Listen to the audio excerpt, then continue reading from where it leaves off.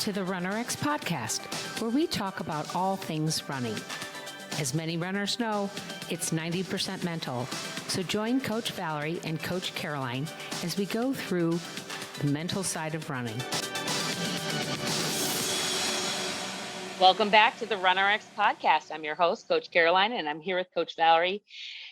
Coach, we see this so much in the membership because we're right now open, and we've been open for about a year now. And what I mean by open is that there's not like a set time that you can come in. And we did that because of everything that was going on in the world. And we wanted to give people an opportunity to start when it was right for them. But some people have found, or I've seen, that they come in and they're just starting on the immersion, or they're just starting on learning this new movement. And then we've got other people that have been with us maybe 3 months, maybe 3 years. And they're posting about a race they did, or they were finally able to complete some distance pain-free. And suddenly they get this overwhelming sense of, I'm not good enough, I'm not where I should be. And they get what I call Comparschlager, where they're getting drunk on their own ability to basically compare themselves to others.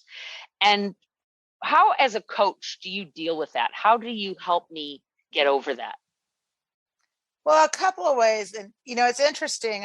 Someone just put that out the other day, that she was out struggling through her skill drills, just doing the few steps, like how we have her doing.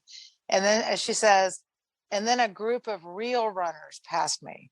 Oh, I was like, so I said to her, well, why are they real runners? Why are they, what are you, a fake runner? But yeah. Her comparison was they could maintain movement. They could keep running, whereas she's not yet able to run, the distance she wants. So I think, by the way, that everyone compares each other. I don't think that's, I think that's okay. That's fine. The difference is this: if their movement affects you, or their running affects you, then that's where I want to change your mindset. Because if you're really connecting with running and what running is, and I'm helping you to help you become the most efficient in your movement, then you'll have a new relationship with running. And for those of us, it's of course, I'll say easy, but as a coach, because I focus only on you and your movement, then there's no comparison, because the only comparison we have in running is to the standard of correct movement, not to a person. So we're never comparing you to people. We're comparing you to a better movement version of yourself. That doesn't mean there's not people out there that are amazing to watch. Don't get me wrong. However, when you watch someone run by you, start to look at how they move. Yeah. Rather than being, oh my gosh, I wish I was them, or I don't know what you're thinking, but just start to look at movement, and then just enjoy that you're moving too. Well, it's curious that we would think for ourselves that they're a real runner, where if I were at a track meet, let's say I was watching the Olympic athletes, I'm at a track and I'm watching the Olympic athletes. Don't just jump out of the, okay, I've come to my Olympic event, I'm just going to go, right? They warm up, they do drills, they do some, making sure their mobility, they do the same process that we're actually teaching people to learn the standard of movement, to remind their bodies, okay, this is what we're going to do today, right? They don't just, wake up, roll out, and go run, 2 hours on a trail. Right. I think just in any situation, but we're going to take running, is that we want to be at the end. We say this about everything, right? I want to be able to run the marathon. The training seems daunting, or gosh, they look like it's so easy for them. It is not easy for them, for no one. For anyone that's gotten up and gotten out of bed to go running, it is not easy. It's right. So, and by the way, on the flip end, any runner out there that sees someone else running, we're just like, oh, go, the positivity is really there. Now, to be fair, there's competitiveness, of course, if you're in a race situation, but we want people to start realizing that once you start to really tune into running, to what running is and how you benefit, how you connect with running, then that's what we hope for you, that instead of comparing yourself at all, even comparing yourself to who you were back in the day is, you know what I mean? Like you've got to get to a place where here's where I am now. And of course we want you to get better. That's why the fun part, like you said, that when you come in to RunRX, be prepared. You will see some positivity, because it's true. If you stay with us, you will run pain-free. So people, when they're Right. coming back with, I'm racing pain-free, they also have been right where you were. Yeah. Yeah. That's what you're not seeing. You're not seeing what we call the montage, right? You're not seeing what they went through. They've been in it for 3 months, or sometimes, like we've said, a couple, maybe a year or more with us, because they were going for a goal or whatever reason, or just because we're just fun to be around, guys. They went through the same process. That's what's so amazing, is there's very, very few members that have come in and said, okay, I'm going to try this. I'm open-minded. I'm going to do what you tell me to do, and have not pushed back at you at some time. And when I say push back, it's like, is this all there is? I'm not moving fast enough. This isn't, I'm not doing this right. I feel like I'm doing this wrong. All of the negativity that we just speak to ourselves all the time. I think I don't think we've had one student come through and not gone through that phase. Oh, of course. And guys, believe me, that's what I'm here for. Yeah. I mean, I get it. To be in pain, to not be able to run, all of that. I mean, it affects your mood, your person, your being. And so, I mean, that's why we created this, because we know that, but we also know it works. And so it's kind of like having a teenager, which I have. She can get as mad as me as she wants to. I don't care. It phases me none. It's the same with you guys, with the runners.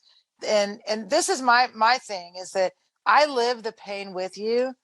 And so because of that, I get the lashing out sometimes. And then I'm very rational back to you, because I know you're going to come out of it. And I've watched for now 22 plus years, people come out of the pain. So I know it. I know it's coming for you. And then that's the woo that I'm there for also. Yeah. Well, and that's something that we've talked about in previous episodes, and I've talked about before, is, okay, maybe you can't do that movement right now. Maybe something happened, and so you're not as flexible as you used to be, or whatever the case may be. Then get back into that, right? Then take the time. The time's going to pass anyway. So why give up and say, I can't do that anymore? Right. Like, what can you do? Let's work on what you can do. Right. Yeah. And maybe I won't get back to that same flexibility that I had even 5-10 years ago or 20 years ago. You may not ever get back to where you were at your height, right? But man, you can get close, right? You were talking about that the other day with, I loved the conversation we had about some of your older runners. And didn't one start when he was like in his late 70s? Who was it? Oh yeah, I had two of them, but one guy who just recently passed, actually, he came to me at age 85. I love that. And he wanted to run a sub 10-minute mile, and he did it. Yeah. He did it. And kept running for the rest of his, 97 when he passed, kept running all the way through. And that's the thing. It's like, running is natural. And we do that, by the way. We'll see these older runners and we're all like, oh, it's so inspiring. And then, and then you'll hear someone say, I couldn't do that. And you're like, well, not with that. You're not with that attitude. Yeah, not with that attitude. But let's think about that, guys. So if you are going to compare yourself, why not compare yourself to the fact that, because we have a lot of people say that too. Am I too old to start running? Here this gentleman was. He said, I'm 85 years old. I want to run a sub 10-minute mile. What a fantastic goal. And he didn't say I'm too old. He didn't say, oh, I'm past my prime. He said, I've got time left. And he did. He had, 12 years left, and he was able to get it done. So I just want us to, comparing doesn't help anybody unless it's, like you said, comparing yourself to that standard of movement, comparing yourself to maybe where you were yesterday. Maybe yesterday I was a 10-minute mile, and today I'm a 9:30 and I feel better about that. Or yesterday just this time last year, I hated getting up and working out. Now I get up with ease and I find a lot of joy in it, So I'm not saying all comparing is bad, like you said, but when you start letting it affect your running, that's not good. And you need to stop doing that. No compare schlager, no getting drunk on your own compare schlager, because that's what we do. We basically get drunk.